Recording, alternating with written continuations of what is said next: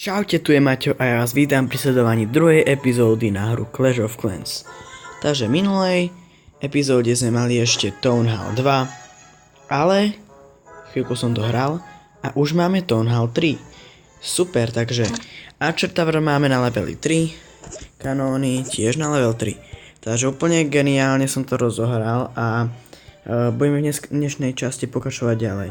Takže máme 3000 peňažtekov, takže mohli by sme si hradby vylepšiť.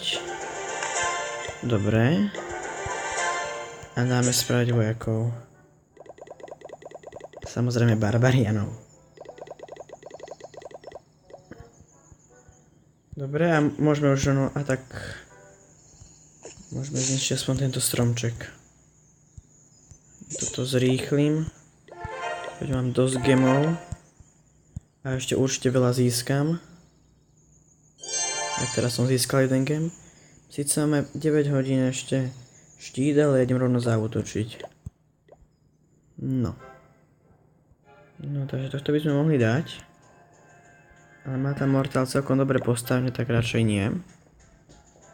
No, sem môžeme zaútočiť. Tento mortál nemá. Takže tu môžeme nejakých... No, 10 pošleme. A tu.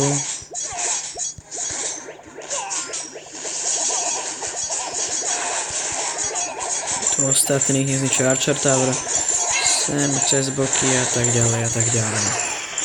Dobre. A tak ďalej a tak ďalej. Teraz ničia Town Hall level 3, myslím, že to je. Zatiaľ sa im výborne darí našim barbarianom a to tam úplne zničili. A je to 55% a 2 hviezdičky normálne, že? Ničíme gold mine. Jednu, druhú, tretiu. A posledné 3 budovy a pásca tam bola. Teda bomby. Super, úplne nás sme to zničili. Posledná vec, myslím.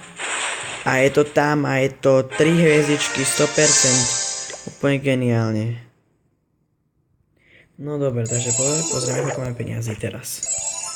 Takže máme 3000. Takže ja si idem teraz šetriť na tento tu mortál. A potom si spravíme ešte jednu lepšiu našu dedinku. Na defenzívu samozrejme. Potom teraz vám ukážem môj ten profil, máme level 69